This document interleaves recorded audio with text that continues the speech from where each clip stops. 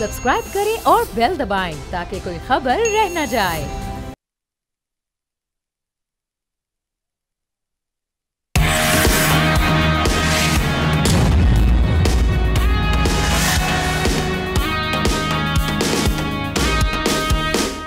अस्सलाम वालेकुम नाज़रीन, आप देख रहे हैं न्यूज़ पंच। मैं हूं आमना खटाना। इससे पहले कि हम आगे बढ़ें और अब जो हमारे अहम टॉपिक्स हैं उसके हवाले से डिस्कशन का आगाज़ करें, मैं पहले पैनलिस्ट का तारुफ करवा देती हूँ। नज़ीर लगारी साहब कराची स्टूडियो में हमारे साथ हैं, तशामुल हक साहब इस्लामाबाद स्टूडियोज़ में हमारे साथ हैं, उनके साथ साथ हमाद रुहेला भी इस्लामाबाद स्टूडियो से हमें ज्वाइन कर रहे हैं। ज़ाहिर शाह शराजी साहब हमें पेशावर से वीडियो लिंक के ज़रिए ज्वाइन कर रहे हैं। शाह साहब, सबसे पहले मैं आपकी जानिब आती हूँ। ये जो अभी हमने देखा, आज बड़ी खुशगवार खबर ये हमारे सामने आई, केपी में जंगलात की कटाई पर अब मुकम्मल तौर पर पाबंदी आयद कर दी गई है। मुरास्ता इस हवाले से आ चुका है। डेफिनेटली इस प्लेटफॉर्म से ये इशू हाईलाइट किया गया और आपने जिस तरह से इस हवाले से अपनी राय भी दी और जिस तरह से आवाज़ आगे पहुँचाई, ये काबिल तहसीन है। पूरी टीम को इसकी क्रेडिट जाना चाहिए। तो शाह साहब, क्या उस हवाले से अपडेट सामने आई है, ज़रा पहले हमारे नाजरीन को ये बताएं। जी बिल्कुल, पहले तो मैं न्यूज़ पंच और आप सबका बहुत शुक्रगुजार हूँ। लगारी साहब हमारे सीनियर्स हैं और एहतशाम साहब के इस जो क्लाइमेट चेंज के हवाले से डिफॉरेस्टेशन का इशू है, इसको हमने बड़ा इफेक्टिवली उठाया और वही चीज़ें जब सोशल मीडिया पे वायरल हुई तो तमाम एक मोबिलिटी बनी और मकामी आबादी उठी जंगलात की जो गैर कानूनी कटाइयों के खिलाफ। और हमने मिनिस्टर जो फजल हकीम है उनसे भी बोल के प्लेटफॉर्म पे बात की और कल जो है बड़ा एक खुशाइंद वाक़या हुआ और सूबाई हुकूमत ने तमाम जो डिफॉरेस्टेशन के हिसाब से पॉलिसी थी, तमाम जंगलात की कटाई के ऊपर मुकम्मल पाबंदी आयद कर दी है और बाकायदा मॉनिटरिंग कमेटियां बना दी हैं। और ये तमाम कमेटियां उन जंगलात में जो कि स्टेट ओन्ड है या मलकियती जंगलात हैं, गुजारा जंगलात कहा जाता है और एक स्टेट के जंगलात हैं, जहाँ पर बाकायदा इजाज़त दी जाती है फॉरेस्ट डिपार्टमेंट की जानिब से और मुख्तलिफ महकमों की जानिब से और उसके बाद वो कटाई की जाती है 66% या उस हिसाब से तकरीबन 34% रेशो के, ताकि जंगलात तबाह ना हो। लेकिन टिम्बर माफिया और इसके साथ साथ जो यहाँ पे फॉरेस्ट डिपार्टमेंट में करप्ट एहलकार थे, सोशल इलीट थे, इलाके के बहुत बड़े बड़े जो माफिया के लोग थे, वो इस तमाम जंगलात की तबाही के जिम्मेदार थे। और हमने देखा कि हज़ारा के अंदर और मलाकंड डिवीजन के अंदर तकरीबन 20 से 25% जंगलात को बड़े बुरी तरीके से तबाह किया गया।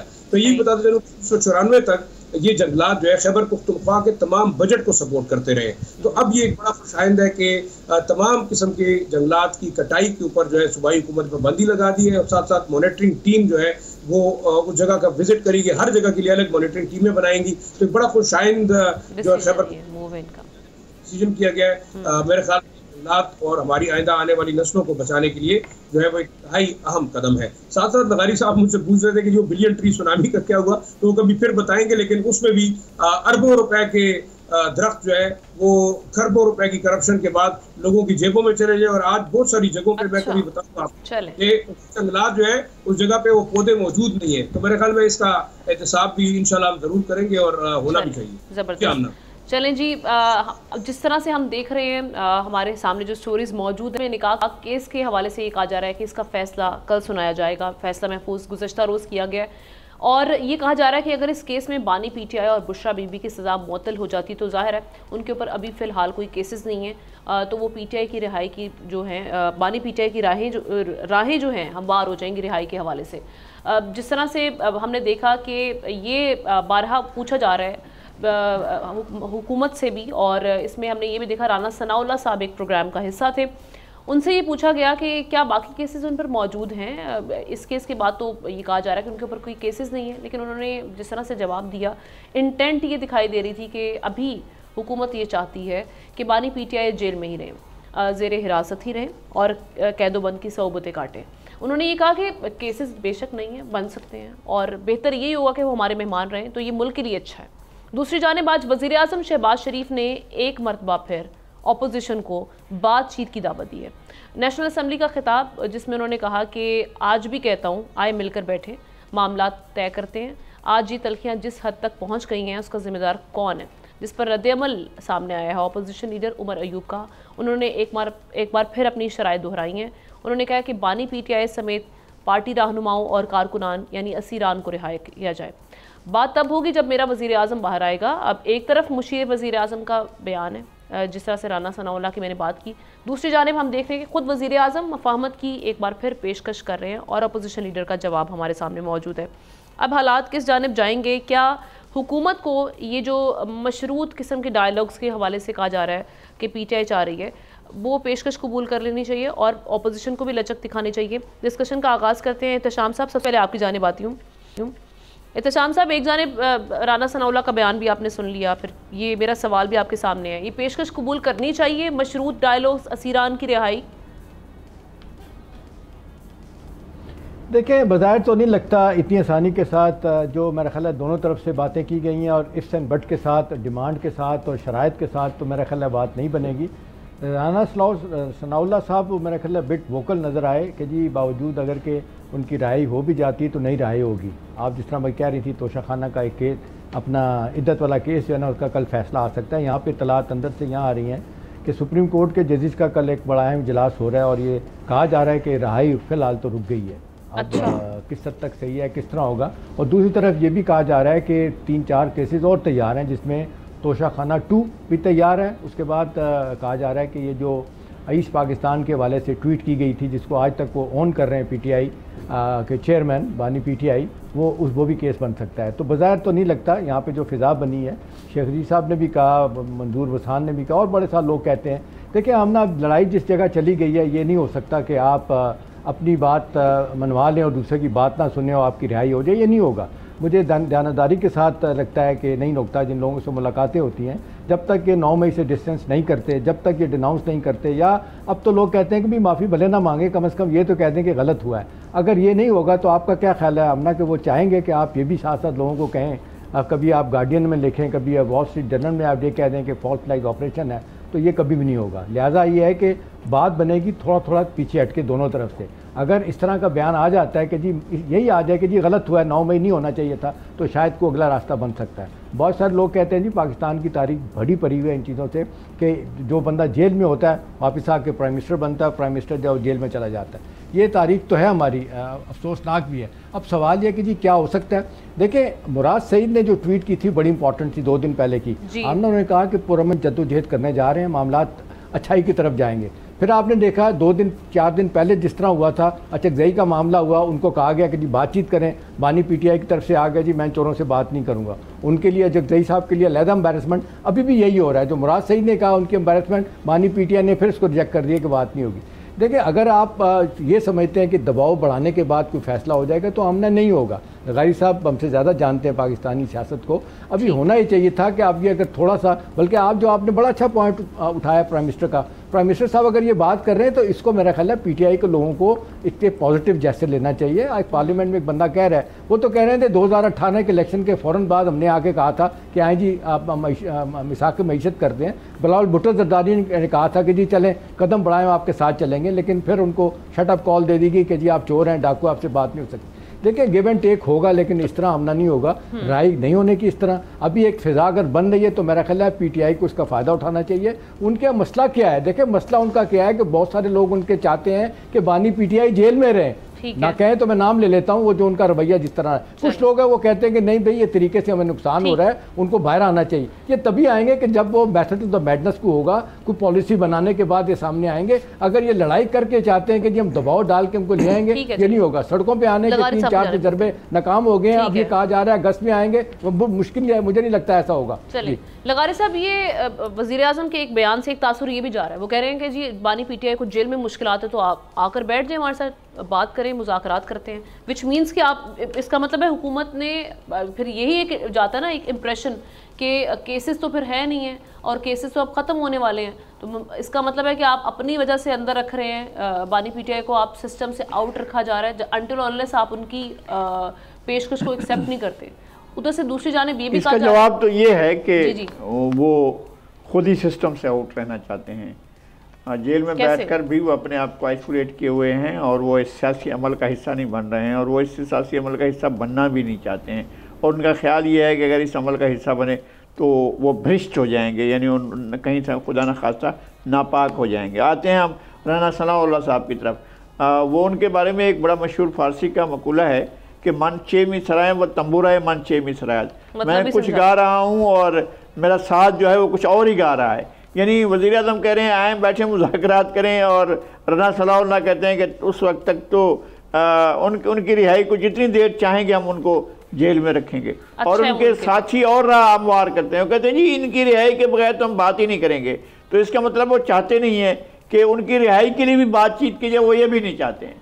अगर ये सूरत हाल इस तरह से कशीदगी रखनी है तो मेरे ख्याल में रिहाई को खुद ही नामुमकिन बना रहे हैं। हुकूमत अपने कौन सा यहाँ पर हम बैठ कर इंसाफ के मयारात बना रहे हैं, हमारी अदलिया कौन से इंसाफ के मयारात बना रही है, हमारे इदारे कौन से इंसाफ के मयारात बना रहे हैं, कौन सा मयार है इंसाफ का जिसकी बुनियाद पर वो काम कर रहे हैं। यानी जिन चीज़ों से खुद इनको फ़ायदा हो सकता है वो काम भी नहीं करते हैं। वो खुद जो है अपना इसको 9 मई के अंडरस्टूड किस्म की चीज़ों को भी वो आगे नहीं लेकर जा रहे हैं, ताकि चले कि ट्रायल चलें। आपने कुछ ना कुछ किया, इन्वेस्टिगेट किया, और उसके नतीजे में कुछ चीज़ें सामने आई हैं, कुछ चालान बनाए वो पेश किए, वो भी कुछ भी नहीं हुआ। ऐसी कमज़ोर सी चीज़ें बना कर ले आते हैं, लगता है कि इस मुल्क को वैसे ही चलाया जा रहा है। ना कोई कानून है, ना कानून का कोई तरीक़ाकार है, ना आपके पास इन्वेस्टिगेशन है, ना आपके पास कोई प्रॉपर प्रोसिक्यूशन है, कुछ भी नहीं है। और इस तरह से बैठकर जज साहिबान फैसला दे रहे होते हैं, लगता है कि जनाब ये फैसले जो हैं वो पहले से कहीं लिखे हुए उनके हाथ में हवाले किए जा रहे हैं, और फिर उसका नतीजा भी सामने आ रहा है। और सुपीरियर जुडिशरी जाकर वहाँ चूँकि पोजीशन लिए हुए हैं जज साहिबान, ये अफसोसनाक सूरत हाल है। पाकिस्तान में जजेस ने पोजीशन ले रखी है कि मैं इस जगह पर खड़ा हूँ और मैं इस जगह पर खड़ा हूँ, ये मेरा किला है, ये मेरा किला है, ये मेरी जगह है, ये मेरी जगह है, और हम अपनी जगह से बैठकर बात करेंगे। हम कानून और आइन को एक तरफ रख देंगे। आइन का हवाला बहुत दिया जाता है और काबिल एहतराम जनाब चीफ जस्टिस बहुत हवाला देते हैं, कानून का भी और आइन का भी, और कहते हैं और बजा कहते हैं। मैं ये नहीं कहता हूँ कि वो गलत कहते हैं, बिल्कुल ठीक कहते हैं, लेकिन आप खुद देखेंगे ब्रदर जज साहिबान जो हैं वो तो आइन को नहीं, वो जज्बात के एहसासात की तर्जुमानी करते हैं। वो नहीं जाते हैं कि कानून क्या कहता है या आइन क्या कहता है। चले हमाद, ये इस सारे सूरत हाल में जो अभी हम देख रहे हैं हुकूमती नुमाइंदगान इस तरह की बातें कर रहे हैं कि मुश्किलात हैं, वज़ीर आज़म कह रहे हैं जी मुश्किलात हैं तो आ जाएं बैठ जाएं, मुश्किलात हल हो जाएंगी, आपकी जेल से बाहर आने का यही रास्ता उन्होंने दिखा दिया। दूसरी जानिब राना सनाउल्लाह साहब भी यही बात कर रहे हैं, ब्लेटेंटली वो ये बात कर रहे हैं कि केसेस नहीं है तो क्या हुआ, बन जाएंगे क्योंकि हमारे लिए सूटेबल ऑप्शन ही है। तो ये सारा इस सारी सिचुएशन में कानून कहाँ पर है? क्या ये कानूनी तौर पर जो साबिक वज़ीर आज़म हैं या बानी पीटीआई वो अंदर नहीं है? बहुत अच्छा सवाल है जी कि कानून इस सब में कहाँ पर है। इसका शायद मैं कोई डायरेक्ट आपको जवाब ना दे पाऊँ, लेकिन जो मेरे जहन में आता है मैं वो आपसे ज़रूर शेयर करता हूँ।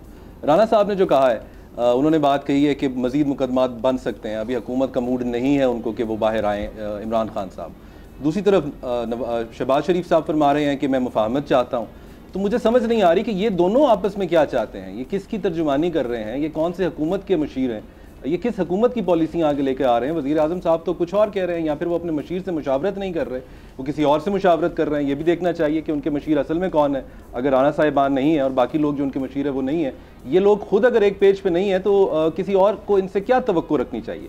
कहने में जो उन्होंने कह दिया है आज पार्लियामान में बहुत अच्छी बात है, अच्छी बात है, इसको हमें उसको इनकरेज करना चाहिए, लेकिन कहने में और करने में बहुत फ़र्क होता है। अगर आप वाकई ही अपने इस ऑफ़र पे संजीदा हैं तो आपको पता है कि वो शख्स जिससे आप हाथ मिलाने की बात कर रहे हैं वो कहाँ बैठा हुआ है। आप खुद चले जाइए, आप कोई वफ्त भेज दीजिए, उससे बात कर लीजिए, क्योंकि वो तो जेल में है, वो नहीं आ सकता, वो आपके पास नहीं आ सकेगा। दूसरी तरीके से आप ऐसा कर सकते हैं कि आप अगर जाना भी नहीं चाहते, कोई वक्त भी नहीं भेजना चाहते, मगर आप संजीदा भी हैं, तो आप कम से कम उसकी रिहाई में रखने डालना तो बंद कीजिए। आप अपने इदारों को, अपने कानून नाफिज करने वाले इदारों को, प्रोसिक्यूशन को जो आपके अंडर आते हैं, उनको ये इंस्ट्रक्शंस दीजिए कि जो भी मुकदमात करने हैं एक ही वक्त में कीजिए, एक के बाद एक वक्फे से मत कहें, ताकि सिर्फ उसकी रिहाई को रोका जाए। ये आपका कॉन्डक्ट है, आपके अल्फाज मुख्तलिफ हैं।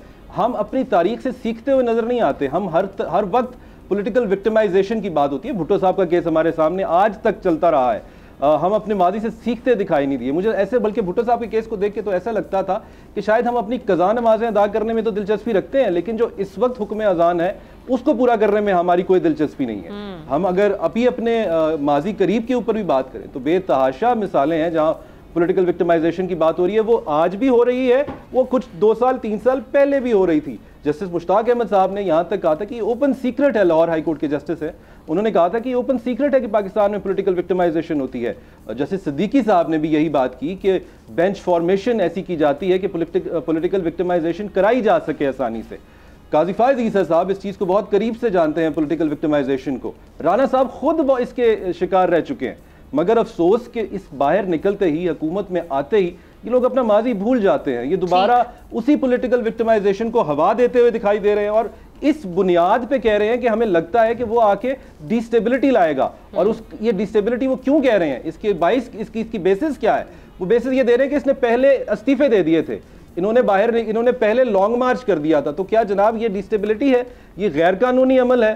अगर ये इस्तीफे देना, ये लॉन्ग मार्च करना डिस्टेबिलिटी है और गैर कानूनी अमल है, तो फिर तो वोट ऑफ नो कॉन्फिडेंस भी यही हुआ। फिर तो डिस्टेबिलिटी और गैर कानूनी अमल वहां से शुरू हुआ। जैसे वो कानूनी और जमहूरी अमल था, वैसे इमरान खान साहब का ये कानूनी और जमहूरी अमल है।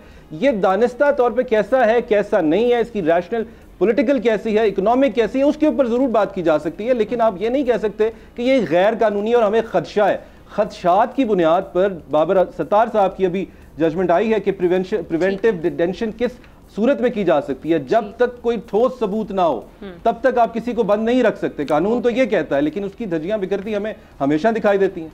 चलें शाह साहब, ये पीटीआई को गिवन द सर्कमस्टांसेस अभी हम एक अज़्मे इस्तेहकाम ऑपरेशन ये भी प्लान कर रहे हैं, एक्सेप्ट करनी चाहिए? वज़ीर आज़म कह रहे हैं मैंने फिर एक बार खुले दिल से ऑफर किए। लेकिन मुझे तो आमना समझ नहीं आ रही कि मीडिया के जरिए बातचीत और स्टेटमेंट के जरिए से क्यों हो रही है। ये तो वो ज़माना था जब इस खिते में 2007-8 के बाद जंग जारी हुई और दहशतगर्दी के खिलाफ बड़ी जंग थी, तो हम स्टेटमेंट सुनते थे। एक जो है कबायली इलाकों से आती थी कि हम ये करना चाहते हैं, और एक जो है ना वो इस्लामाबाद से जाती थी कि हम ये करना चाहते हैं। तो मुझे तो लगता है कि अडियाला जेल पता नहीं कितनी दूर है। और वैसे प्राइम मिनिस्टर साहब क्या बात करना चाहते हैं, कौन सी बातचीत करना चाहते हैं? मुझे तो आज तक ये पहले तो मतलब ये बताना चाहिए कि बातचीत वो करना चाह रहे हैं। क्या वो पीटीआई के चेयरमैन को बाहर निकाल के वज़ीर आज़म बनाना चाहते हैं? मेरे ख्याल में इससे तो कम पे तहरीक इंसाफ के जो रहनुमा है वो अब जो है वो राज़ी भी नहीं होंगे। और उसमें सबसे बड़ी अहम वजह ये है कि एक शख्स अपनी एक हुकूमत को ख़त्म करता है, चाहे उसने गलत किया या ठीक किया, फिर वो दूसरी हुकूमत को ख़त्म करता है, उसके बाद वो चाहे ज़बरदस्ती निकाला जाता है या जो भी तरीक़ेकार है उसको इन हाउस चेन के जरिए हटाया जाता है, फिर वो जेल चला जाता है। उसके हवाले ये भी था, देखिए मैं जरदारी साहब को कोट करूँगा, शायद उन्होंने मशवरा उस वक्त भी दिया था कि आप इन्हें जेल में ना डालें तो बेहतर होगा, क्योंकि उसके बाद ये नेल्सन मंडेला बनेंगे। अब मुझे ये समझ नहीं पड़ती कि अगर इतनी तकलीफात के बाद और इतनी सेक्रीफाइसेस के बाद बानी जो पीटीआई के चेयरमैन है वो जेल में क्या मुज़ाकरात करेंगे। एक तो पॉइंट ये हुआ, मेरे ख्याल में उनके पास एक ही ऑप्शन है कि उनको बाहर निकाल के आप शहबाज शरीफ साहब को हटा के उनको वज़ीर आज़म बना दें, तो शायद वो एक्सेप्ट करेंगे। इससे तो कम उन्होंने मानना नहीं है। दूसरा, बिल्कुल मैं लगारी साहब से इत्तफाक करूँगा कि जिन ममालिक के अंदर या पाकिस्तान जैसे मुल्क के अंदर जहाँ कोई निज़ाम नहीं है, अदलिया की अपनी साख ख़राब है, आपके पार्लियामेंट की अपनी साख ख़राब है, आपके इलेक्शन कमीशन की अपनी साख ख़राब है, आपके मुख्तदर हल्के जो है लोगों के लिए जो है वो टारगेट है, इस वक्त लोग उनके खिलाफ जो है हदासराई कर रहे हैं, टारगेटिंग कर रहे हैं कि यार पॉलिटिकल प्रोसेस के अंदर उनकी इन्वॉल्वमेंट है, डिरेलमेंट ऑफ पॉलिटिकल प्रोसेस है। तो आप फिर उस मुल्क के अंदर कौन से कानून और कौन सी जो है उसकी बात करते हैं। दूसरा, आपने कहा कि इद्दत केस में कल फैसला होगा। अब हम तो ये चाहते हैं कि देखिए आप मेरिट के ऊपर फैसले करें, फिर राना सनाउल्लाह की स्टेटमेंट या किसी दूसरे एडवाइजर की स्टेटमेंट से कोई फर्क नहीं पड़ता। हाँ, अगर आपने वाकई एक शख्स को पॉलिटिकल प्रोसेस से बाहर रखना है तो फिर आप 100 बहाने तो कल निकलेंगे, हो सकता है रास्ते में उनकी गाड़ी के टकराने के बाद होते हैं कि जी 2 बच्चे मार दिए तो हम इनके ऊपर एक केस बनाते हैं। अब एक चीज जो इंपॉर्टेंट है, आपने अगर इस मुल्क के अंदर एक हकीकत जरूर है, अभी आप मुल्क को स्टेबलाइजेशन की तरफ लेके जाना होगा आपको, क्योंकि फाइनेंशियल इंस्टीट्यूशन आपके पास पैसे उस वक्त देंगे, आपके बाहर के ममालिक इन्वेस्टमेंट उस वक्त लाएंगे जब आपकी पॉलिटिकल स्टेबिलिटी आएगी, जिसके लिए आप ऑपरेशन करना चाहते हैं या पॉलिटिकल डायलॉग करना चाहते हैं। लेकिन आपको तमाम पॉलिटिकल पार्टीज के अंदर पार्लियामानी निजाम के अंदर अपोजिशन को अपना हक देना होगा और आपको करना पड़ेगा। एग्जैक्टली, चलें ठीक है जी, पार्टी अपनी हुकूमत करेगी। लेकिन अगर हम इस तरीके से पॉलिटिकल विक्टिमाइजेशन करेंगे तो मेरे ख्याल में हालात मजीद खराब होंगे। एब्सोल्युटली राइट कि वो सरकम खुद बनाने हैं ताकि हम उसमें डायलॉग्स का आगाज कर सकें और तमाम पार्टीज एक पेज पर हों। एक ब्रेक लेते हैं, ब्रेक के बाद अहम टॉपिक्स पे बात होगी। Stay with us.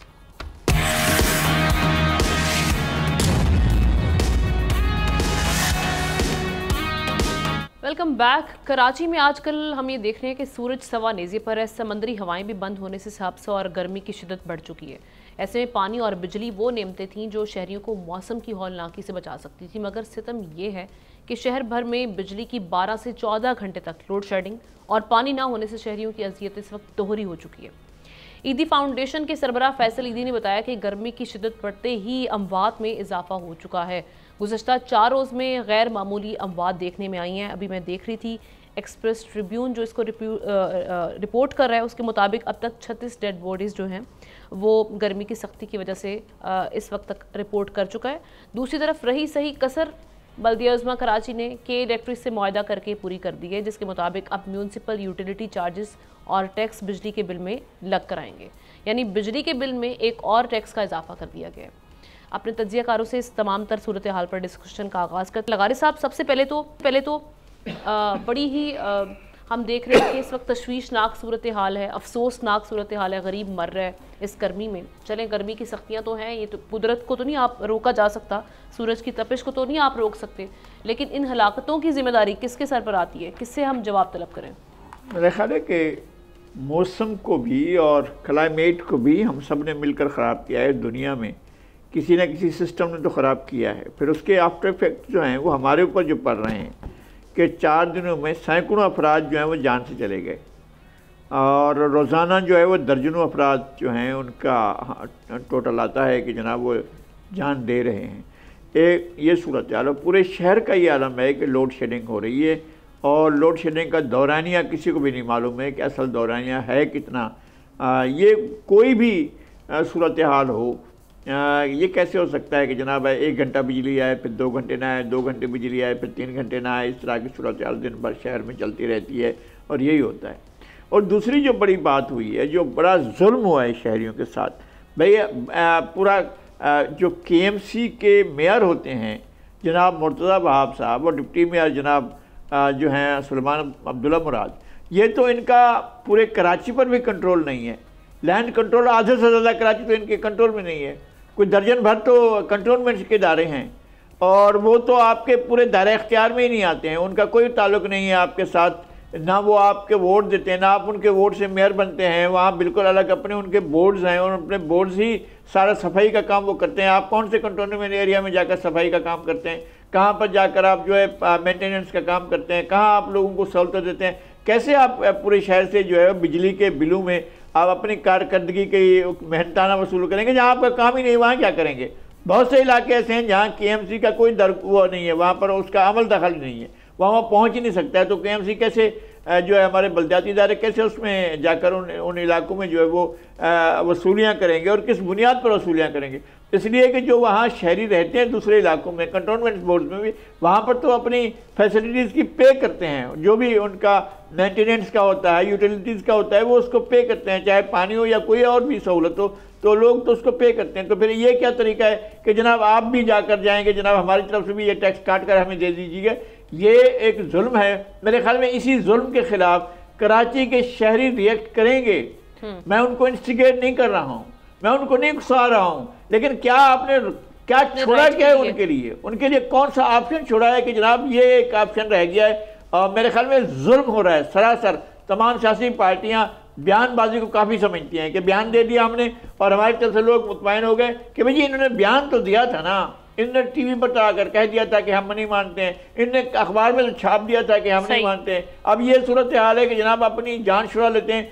सियासी पार्टियां खुद आए मैदान में इस पर्टिकुलर इशू के खिलाफ। जिस तरह से पहले जमात इस्लामी के अमीर जो अब पाकिस्तान के अमीर हैं, उन्होंने कराची के मसले पर बाहर निकले थे। अब लोगों को इस मसले पर बाहर निकलना होगा कि लोड शेडिंग ख़त्म की जाए और ये शहरियों से ये टैक्स लिया जा रहा है, ये बल्दियाती टैक्स नहीं है, ये तो गुंडा टैक्स है कोई।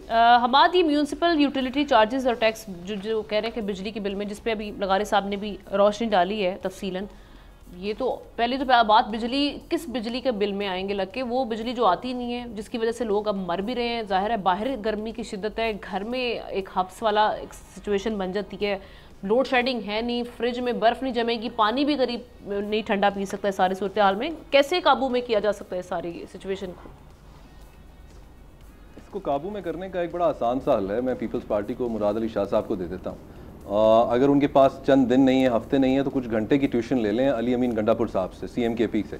उनसे पूछ लीजिए कि बिजली को कैसे कंट्रोल में करना है, इलेक्ट्रिक डिपार्टमेंट्स को कैसे कंट्रोल में करना है, कितने लोग आपके साथ हों तो उनके दफ्तर में जाना चाहिए, वहाँ जाके जो बात आपकी ज़बान पे आए, जो आपकी बात आपके दिल में आए, उसको दिमाग से बचा कर ज़बान से अदा कर दीजिएगा। बेशक उसका कोई इफ़ेक्ट हो या ना हो, कम से कम लोग आपको दलेर तो कहेंगे। और वैसे भी जैसे सर ने फरमाया कि ज़बानबाजी से जहाँ काम होता है, बयानबाजी से जहाँ काम होता है, वहाँ डिलीवरी के ऊपर बात होती ही नहीं है। हमारे मुल्क में भी नहीं होती। हमारा ये बहुत बड़ा मुल्की मसला है लोड शेडिंग का, लेकिन हुकूमतें इसके बारे में संजीदा नहीं है। हमारे CMs, हमारे मिनिस्टर्स, हमारी हुकूमतें जो भी इसके अंदर ऑफिशियल्स हैं, वो इसके बारे में सीरियस नज़र नहीं आते। अगर वो इसके बारे में सीरियस हैं, खा वो KP में हो, सिंध में हो, कहीं पर हो, तो उन्हें इसको उठाना चाहिए, नेशनल लेवल पे उठाना चाहिए, काउंसिल ऑफ कॉमन इंटरेस्ट में उठाना चाहिए, जहाँ पर ये सारी रिसोर्सेज की बातें होनी चाहिए। लेकिन अगर हम वहाँ पर भी संजीदगी का आलम देखें तो जहाँ पर रिसोर्सेज की डिस्ट्रीब्यूशन पे बात होनी थी, जहाँ पर तमाम सूबों की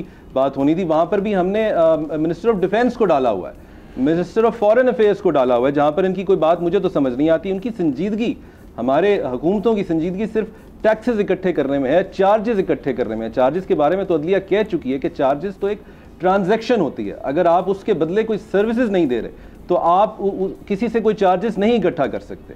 देखते हैं कि इसमें कोई किसी को इसको चैलेंज करते हैं या नहीं करते। बाकी इनकी हमेशा से प्रेफरेंस कलेक्शन ऑफ रेवेन्यू पे रही है, ताकि अपने प्रोटोकॉल पे उसको लगाया जा सके। ये एक और बात, जो आखिरी बात मैं करना चाहूँगा, हम सुनते आए थे कि एक मॉडल टाउन्स या गालिबन मॉडल सिटीज़ बनाई जाएंगी, जहाँ पर ये लाइन लॉसेस को ज़ीरो किया जाएगा और लोड शेडिंग को भी ज़ीरो किया जाएगा। वो हमारे सामने नहीं आई। अवाम को भी चाहिए कि वो सवाल उठाए, वो पूछे कि ये मॉडल सिटीज़, एक मर्दान में बनना था और दूसरा सिंध में कहीं बनना था, वो कहाँ है? वो अभी तक हमें नज़र नहीं आए। अगर हम ये सवाल नहीं करेंगे, अवाम ये सवाल नहीं करेंगे, तो फिर सर्द खानों में तादाद बढ़ती जाएगी। बिल्कुल सही बात है। फौरी तौर पर शाह साहब क्या रिलीफ हो सकता है ये मौसम की सख्तियों से बचाने के लिए अवाम को, ताकि जो लिस्ट जो हम देख रहे हैं, डेथ टोल जो बढ़ रहा है, उसको स्टॉप किया जा सके? आपके मुल्क की संजीदगी का हाल ये है कि इस वक्त आप क्लाइमेट चेंज के लिए आपके फेडरल बजट में शायद ₹1 का फंड भी नहीं रखा गया। आप डिजास्टर को भी नॉन सीरियसली लेते हैं कि जब होगा तो हम चंदा मांगेंगे और हम ब्रादर इस्लामी ममालिक की तरफ देखेंगे और करीबी दोस्त मुल्क चीन की तरफ देखेंगे और फिर सऊदी अरब की तरफ देखेंगे। बदकिस्मती ये है कि आपके यहाँ कोई प्लानिंग है ही नहीं। इम्पॉर्टेंट चीज़ ये है कि कराची का इशू नहीं, आप पूरे मुल्क के अंदर देखें कि आपके अंदर जो वेदर शिफ्ट है, आपका टेम्परेचर इंक्रीज कितना हो रहा है, आपका वाटर जो लेवल है वो नीचे जा रहा है, पीने का पानी आपको नायाब होता जा रहा है। कराची पहले ही वहाँ पे करबला जैसा माहौल था, लेकिन बदकिस्मती आप मुझे बताएं, जहाँ बिजली की लोड शेडिंग की हम बात कर रहे हैं, शायद उस वजह से ज़्यादा लोग मरते हैं या नहीं मरते। क्लाइमेट चेंज और जो आपका वेदर शिफ्ट हो रहा है वो एक बड़ा इम्पैक्ट कर रहा है, क्योंकि टेम्परेचर जाहिर बात है 4-5 डिग्री से ऊपर चला गया। आप देखें सऊदी अरब के अंदर तकरीबन कम से कम 51-52 डिग्री तक ही, तो ये एक ग्लोबल फिनोमेना जिसको आपने टैकल करना है। अब आपके पास अगर एनर्जी शॉर्टेज है तो हम बात करते हैं, लेकिन मुझे ये बताइएगा एक बात पे हम क्यों बात नहीं करते, KP, सिंध और बलूचिस्तान वो अपने हिस्से के इस्तेमाल से ज़्यादा बिजली प्रोड्यूस करते हैं। वो फिगर भी मेरे पास है, वो किस टाइम बता सकता हूँ, लेकिन शायद मैं मिसकोट नहीं करना चाहता। पंजाब ऐसा सूबा है जिसको तकरीबन कम से कम 22,000 मेगावाट इजाफी बिजली चाहिए, जो कि उसकी अपनी प्रोडक्शन तकरीबन 48,000 समथिंग मेगावाट है मेरे ख्याल से। तो सोचना ही चाहिए कि क्या है पूरे मुल्क के अंदर, KP और बलूचिस्तान के अंदर तो कोई इंडस्ट्री भी नहीं है, तो वहाँ लोड शेडिंग क्यों हो रही है? आप मतलब है बिजली का वो हिस्सा जो इन सूबों का हिस्सा बनता है, आप उसको क्यों नहीं दे रहे? दूसरा देखिए, अल्टरनेट एनर्जी रिसोर्सेज पे आप क्यों नहीं जा रहे? जब आपके यहाँ अल्लाह पाक ने नेचुरल इन्वायरमेंट आपको दिया है, हाइडल पावर का पोटेंशियल है, आप उसमें नहीं जा रहे। डेमो के ऊपर आपका कंटेंशन है, कभी सिंध का इशू, कभी KP का, कभी बलूचिस्तान तो चले दूर बैठे है, उसका इशू नहीं है। दूसरा, अभी आपके पास अगर सोलर एनर्जी पे जा रहे हैं तो आप उसमें लोगों के लिए हर्डल्स क्रिएट कर रहे हैं कि आप नेट मीटरिंग की तरफ जा रहे हैं। तो आप देखिए, मैं ये समझता हूँ कि जिस मुल्क के अंदर मस्जिद के बिजली के बिल के अंदर भी TV की फीस वसूल होती हो, तो मेरे ख्याल में मुर्तजा मैं एक अर्ज करूंगा, आखिरी जो मेरे जहन में चीज़ है, देखिए आपने कहा रेमेडी क्या है। रेमेडी ये है कि अगर इस तरीके से हालात रहे तो मेरे ख्याल में आवाम सड़कों पे होगी और हुकूमत के लिए मजीद मुश्किलात होंगी। मैं लगारी साहब की बात को दोहराऊंगा कि हम नहीं चाहते कि लोग इंस्टिगेट हो, लेकिन आपका पढ़ा लिखा तबका, आपका गरीब तबका सब सड़कों पे आने के लिए तैयार है। दिल नहीं दे सकता, कोई खाना नहीं खा सकता, कोई अपने आप को सर्वाइव नहीं कर सकता। ये बड़ी सिचुएशन हम देख रहे हैं। मैं बस एक छोटा सा मैं अर्ज करना चाहता था कि बेल्जियम एक ऐसा मुल्क है कि जहाँ पर 92 डेज जो है सूरज पूरा सनशाइन होता है, लेकिन वहाँ हर घर के लिए मैंडेटरी है कि उनके पास सोलर का सिस्टम होना चाहिए हर घर के अंदर, और हर घर में बिजली जो है सोलर से बनाए जाने का ऑप्शन मौजूद होना चाहिए। ये बेल्जियम एक छोटा सा मुल्क है, बहुत रकबा भी उसका बहुत ज़्यादा नहीं है, लेकिन पाकिस्तान में 365 दिन सूरज चमकता है, लेकिन हम उससे बिजली पैदा करने की कोशिश नहीं करते। हमने इतनी बड़ी वादे तो भी हो रहे हैं। ईवान में एहतशाम साहब खड़े होकर, बिलावल साहब कल स्पीच में कह रहे थे कि सोलर पैनल की जो सहूलत है वो प्रोवाइड की जाएगी। कितना इम्प्लीमेंटेबल आपको लग रहा है? और दूसरी चीज़ ये कि ये जो एनर्जी क्राइसिस पे भी बिलावल साहब कल बात कर रहे थे, विफाक के सामने रेज कर रहे थे, ये क्या ये सारी जिम्मेदारी विफाक पर आयद होती है सारे मामले में? देखिए, बुनियादी सवाल तो हमने जो मेरा ख्याल है जाहिर शाह कह रहे थे और इनडायरेक्टली इशारा किया अमाद ने भी और लगारी साहब ने भी कि अवाम क्या चाहते हैं, अवाम सड़कों पे आएंगे, क्या होगा। आपने देखा कल केन्या की पार्लियामेंट में बजट पेश किया गया, उसके बाद क्या हुआ, बजट पेश करने के बाद महंगाई के अनाउंसमेंट की गई, हर चीज़ की कीमतें कहाँ से कहाँ कर दी गई। उसके बाद उन्होंने क्या किया, पार्लियामेंट को आग लगा दी, गवर्नर हाउस को आग लगा दी, 10 से 12 लोग मारे गए वहाँ पर। और ये कोई तसव्वुर नहीं कर सकता था केन्या जैसे मुल्क में, जो कहते हैं कि अफ्रीका के 1-2 मुल्क हैं जिनमें सबसे अच्छी उसकी इकॉनमी है, मतलब वहाँ पे लोगों ने रिएक्ट किया। अब देखिए आप कराची में, मैं देख रहा हूँ आमना, मैंने ज़िंदगी में नहीं सुना, जो मैं पढ़ रहा हूँ कि 16-16 घंटे की लोड शेडिंग हो रही है कराची में। अब 3 करोड़ से ज़्यादा की आबादी वाले शहर में आपने लोगों को रिलीफ क्या देना है? आप ये जुल्म से जुल्म बढ़ता चला जा रहा है। अब सवाल ये है कि जी यहाँ पे शॉर्टफॉल 6 से 7 हज़ार का मेगावाट का है पंजाब में, और पूरे पाकिस्तान में केपी अपना आपके कराची में तो सूरत हाल ही बिल्कुल डिफरेंट है, वहाँ पे अदारे ही डिफरेंट है जो इस पे हवाले से काम कर रहे हैं। तो सवाल तो ये है कि जी आप लोग कहते हैं कि जी बिजली आती नहीं है, बिल आते हैं और बिल भी इन्फ्लेटेड बिल आते हैं, और लोगों का सर घूम गया। हम ना, मेरा ख्याल है ये रिएक्शन आएगा कि बिजली नहीं है और जो बिल बंदा अपना बिजली इस्तेमाल कर रहा है उसका 2 गुना 3 गुना बिल आ रहा है। और जो कहते हैं कि जब ये सिलसिला शुरू हो जाए, लोगों को पता चले कि जी रियासत लूट रही है, अदारे लूट रहे हैं, तो हमने लोग कहते हैं ना यहाँ पे अब रिएक्शन नहीं होगा, पब्लिक सड़कों पे नहीं आएगी, हम मजबूर करें लोगों को सड़कों पे आने के लिए। अब सवाल ये है कि हल क्या है? देखिए, हल जो मुद्दतों से होना चाहिए था वो हम देख रहे हैं। ये थर्मल लॉबी जो है ना, ये हमारे माफियाज ही काम कर रहे हैं, चाहे दहशतगर्दी में क्रिमिनल माफियाज उनके साथ मिलकर कर रहे हैं, यहाँ पे वो है थर्मल लॉबी है, वो किसी को आने नहीं देती। IPP में सारे लोग हैं, ये जनाब जिस तरह बाकी आप देख लें, सोलर पे जाना था और विंड पे जाना था, क्या क्या चीज़ों पे जाना था, उस पर आने नहीं दे रहे। और इस बात क्या है जी, ना बड़ा डैम बन रहा है ना छोटा डैम बन रहा है। मैं बता रहा हूँ कि 1983-84 में 432 साइट्स आइडेंटिफाई की थी हमने वापडा ने, कि जहाँ से 5 मेगावाट 10 मेगावाट और इस तरह 50 से 100 मेगावाट वो कहते हैं कि जगह बताएं कि वहाँ आसानी के साथ बिजली पैदा हो सकती है और पानी ज़राअत के लिए इकट्ठा हो सकता है। मेरा ख्याल है हुकूमत इंतजार कर रही है, बजाय कि अपने अदारों को ठीक करने के लोगों पे जुल्म बढ़ाए चली जा रही है। अब देखें ना, अगर इनके ट्रांसमिशन लॉसेज हैं, इनके लाइन लॉसेज हैं, ये अगर दूर नहीं करते, मैंने आपको अगले दिन भी बताया था कि कितना बड़ा जुल्म है कि 25 बिलियन का बिजली कंपनियों ने कहा कि जी हमें ज़्यादा बढ़ा के दें, क्योंकि बिजली महंगी की है, लोगों ने कम बिजली इस्तेमाल की है, नतीजतन ये होगा हमारा जो टारगेट पूरा नहीं हुआ, उस पर फिर कहते हैं बिजली के रेट बढ़ाए जाए। अब देखिए, जब इस तरह का आप जुल्म करेंगे तो फिर क्या होगा, लोग इसको नहीं मानेंगे। अब कराची के लिए तो मेरा ख्याल है एनफ इज एनफ। यहाँ पे सर, ये जो म्यूनिसिपल यूटिलिटी चार्जेस हैं, ये किस मद में ऐड किए जा रहे हैं? यहाँ तो सफाई सुथराई के मामला आप बहुत अच्छे से वाकिफ होंगे यहाँ पे भी। देखिए, बिल्कुल ये बड़े अरसे से हो रहा है। यूटिलिटी बिल के हवाले से म्यूनिसिपल लेवल पे जो कुछ होना चाहिए थे, दावे बहुत किए गए, लेकिन अल्टीमेटली हमने देखा कोई फ़ायदा नहीं हुआ। लोगों को पानी नहीं मिल रही, ट्रांसपोर्ट नहीं है, और जगह जगह लोगों को मुश्किलात हैं। और जो कराची शहर हमने देखा था पहली दफ़ा 73-74 में, रोशनियों का शहर मैं गया था मास्टर करने के बाद, इम्तिहान देने के बाद, तो मुझे लगा था कि मैं किसी दुनिया के और मुल्क में आ गया हूँ।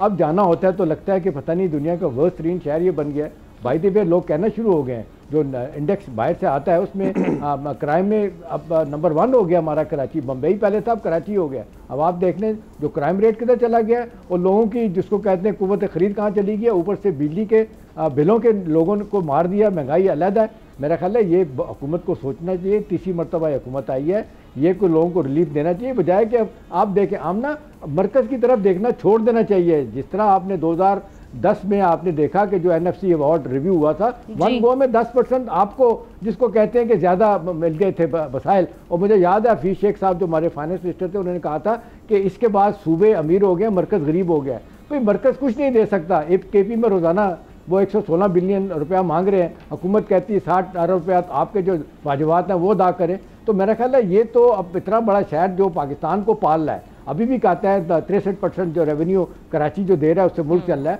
तो वहाँ पे देखना चाहिए कि कराची को कैसे ठीक करेंगे। और फिर वहाँ पे इंडस्ट्री बंद होगी, हमना 150 इंडस्ट्री वो कहते हैं पिछले चंद माह में बंद हो गई है, लोग छोड़ के चले गए, और पंजाब में शिफ्ट हुई, पंजाब से कह रहे हैं वो छोड़ के लोग फिर दोबारा श्रीलंका जा रहा है और बांग्लादेश जा रहा है, इवन इंडिया भी जा रहा है वहाँ पर। तो मेरा ख्याल है ये हुकूमत को सोचना चाहिए कि क्या करना चाहिए। और फिर ये जो जुल्म हो रहा है कि जी जो कार्रवाई जो अदारे हैं बिजली के वो अगर काम नहीं कर रहे उनकी सजा लोगों को दी जाएगी, तो मेरे ख्याल अनएक्सेप्टेबल है। लोग मेरा ख्याल है इस तरफ जा रहे हैं कि केनिया जैसा मामला हो और लोग सड़कों पे आए और फिर पार्लियामेंट और लोगों को पकड़े और फिर अपना जो गुस्सा निकालें। पैमाने पर तो हमें एहतजाज नहीं देख रहे, लेकिन हम ये देख रहे हैं जमात इस्लामी की जानिब से इस हवाले से आवाज़ भी रेज़ की जा रही है और छोटे मोटे एहतजाज भी हम देख रहे हैं कि रैलियों की सूरत में निकल भी रहे हैं इस हवाले से। बिल्कुल ठीक है, आपका इस हवाले से टेक आ चुका है। मैं तमाम अपने तज्जियाकारों का शुक्रिया अदा करता हूं। का वक्त ख़त्म हुआ जाता है, इंशाल्लाह आपसे कल मुलाकात होगी। अल्लाह हाफ़िज़।